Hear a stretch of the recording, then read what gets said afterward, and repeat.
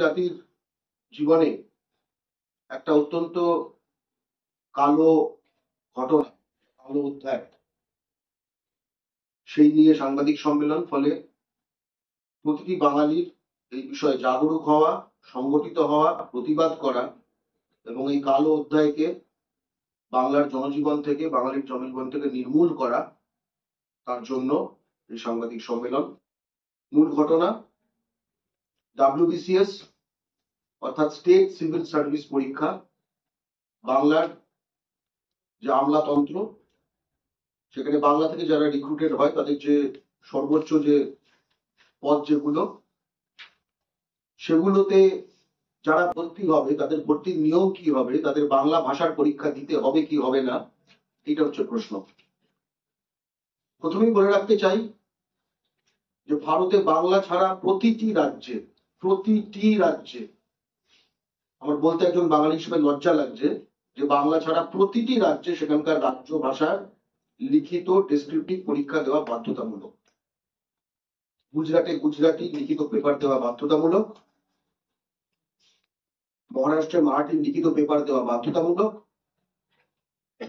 পাঞ্জাবে পাঞ্জাবি লিখিত পেপার দেওয়া বাধ্যতামূলক, ইউপি বিহারে হিন্দি পেপার দেওয়া বাধ্যতামূলক, উড়িষ্যায় উড়িয়া পেপার দেওয়া বাধ্যতামূলক, কর্ণাটকে কন্নড় পেপার দেওয়া বাধ্যতামূলক, কেরলে মালয়ালম পেপার দেওয়া বাধ্যতামূলক, তামিলনাড়ুতে তামিল পেপার দেওয়া বাধ্যতামূলক, অন্ধ্রপ্রদেশ তেলেঙ্গানায় তেলুগু পেপার দেওয়া বাধ্যতামূলক, ইত্যাদি ইত্যাদি ইত্যাদি। কিন্তু বাংলায় বাধ্যতামূলক ছিল।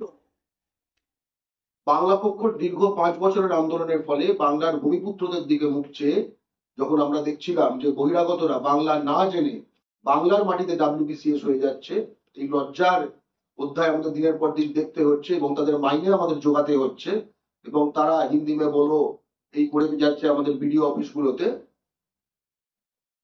এবং বাংলার মানুষ পরিষেবা থেকে যেন বিদেশিদের কাছে যেন পরিষেবা চাইতে যাচ্ছে নিজের মাটিতে। সেই অবস্থায় আমরা দুর্বার লড়াই চালাই দীর্ঘ 5 বছর ধরে, যার ফলে প্রত্যক্ষভাবে বাংলা বাধ্যতামূলক একটি গেজেটের মাধ্যমে ঘোষিত হয়।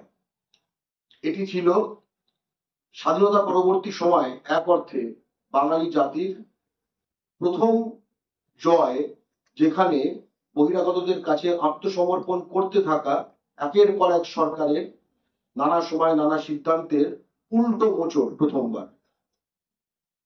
কিন্তু আমরা হয়তো বহিরাগত চক্র যারা রয়েছে, হিন্দি উর্দু সাম্রাজ্যবাদী স্বার্থ গোষ্ঠী যারা রয়েছে, বাংলার রাজনৈতিক জীবনে এবং তার অভিমুখ নির্ধারণ করতে তাদের কি ভয়ঙ্কর কুপ্রভাব, এটা আমরা আঁচ করতে পারিনি, তা বাঙালির কাছে প্রকাশ হয়ে গেছে।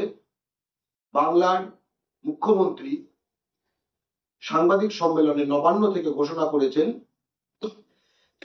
যে বাংলা আরেকজন নেপালি এবং বাকি বাংলা যেটা ছিল তার সঙ্গে হিন্দি উর্দু এই দুটো যোগ করা হলো, অর্থাৎ পূর্বর্তন অবস্থায় ফেরত যাওয়া হয়ে গেল। বাংলা আর বাধ্যতামূলক থাকলো না। বাংলা পক্ষ তীব্রভাবে ধিক্কার জানায়। বাংলা পক্ষ এটা বাংলার ভূমিপুত্রদের সাথে, বাংলা ও বাঙালির সাথে প্রতারণার সামিল মনে করে।